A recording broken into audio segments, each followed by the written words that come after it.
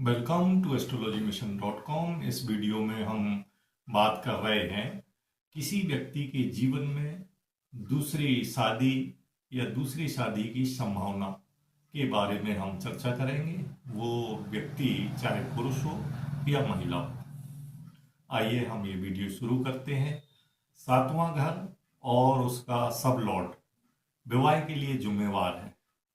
पांचवां घर और उसका सब लॉर्ड प्रेम के लिए महत्वपूर्ण है, क्योंकि सातवां घर जीवन साथी का होता है, दूसरा घर कुटुंब का होता है जहां पर दूसरे व्यक्ति का आगमन अलाउ होता है, और 11वां घर जो है शादी की इच्छा और सफलता का कारक होता है। दूसरे विवाह के लिए जो प्रधान घर है वो कुंडली का 9th हाउस होता है। 9th हाउस या 9th कस्प का सब लॉर्ड इसके लिए जिम्मेवार होता है।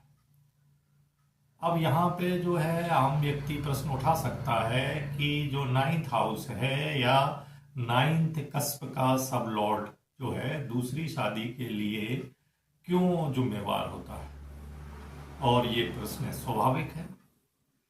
इसका कारण ये है कि जो 9th हाउस है वो 7th हाउस का तीसरा होता है। 7th हाउस से तीसरा होता है, क्योंकि सप्तम भाव जो है वो पहली शादी का भाव है और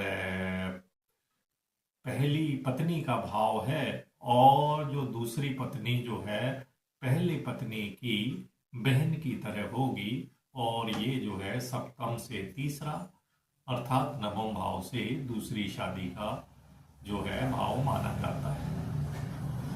दूसरी शादी कब होती है या दूसरी शादी आने का कारण जो है या तो पत्नी से तलाक है या पत्नी की मृत्यु, इसका जो कारण हो सकता है। पहली शादी का भाव 7वां और दूसरी शादी का भाव 7वें से तीसरा होने के कारण जो है नवम भाव जो है दूसरी शादी का प्रबल सांकेतिक है। 7वें भाव का सब लॉर्ड, 7वें भाव का सब लॉर्ड बुध, गुरु और चंद्रमा इनमें से कोई होना चाहिए। दूसरे भाव का सेकंड कस्प का सब लॉर्ड जो है वो ड्यूल साइन में होना चाहिए, या दूसरे भाव का उपस्वामी द्विस्वभाव राशि में होना चाहिए, या दूसरे भाव का जो उपस्वामी है वो कोई भी ग्रह हो उसको द्विस्वभाव राशि में होना चाहिए। यदि 7वें भाव का उपस्वामी बुध है और वह द्विस्वभाव राशियों के नक्षत्र में है तो भी दूसरी शादी हो जाती है। यदि जो द्विस्वभाव राशियां हैं 3, 6, 9, 12 इनका सब लॉर्ड या स्टार लॉर्ड में कोई भी ग्रह हो सकता है। शादी का सांकेतिक ग्रह, शादी का जो भी सांकेतिक ग्रह हो वो बुध और गुरु के साथ युति में हो तो भी दूसरी शादी हो जाती है। 7वें भाव के उपस्वामी को, 7वें भाव के उपस्वामी को अर्थात 7th कस्प सब लॉर्ड को दूसरा और 11वें घर का सांकेतिक होना चाहिए। दूसरे भाव के सब लॉर्ड को दूसरे और 11वें घर का प्रतिनिधित्व करना चाहिए।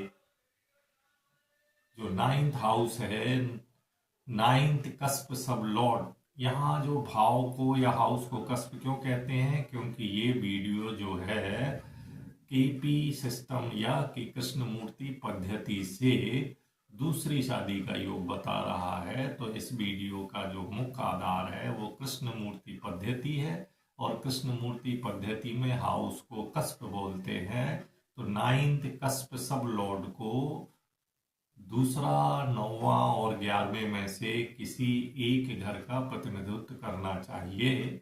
यदि ऐसा ये शर्तें मंजूर होती हैं तो व्यक्ति की दूसरी शादी हो जाती है, और दूसरी शादी का प्रतिनिधित्व केपी सिस्टम में 9th हाउस का कस्प लॉर्ड, कस्प सब लॉर्ड और कस्प सब लॉर्ड का स्टार लॉर्ड प्रतिनिधित्व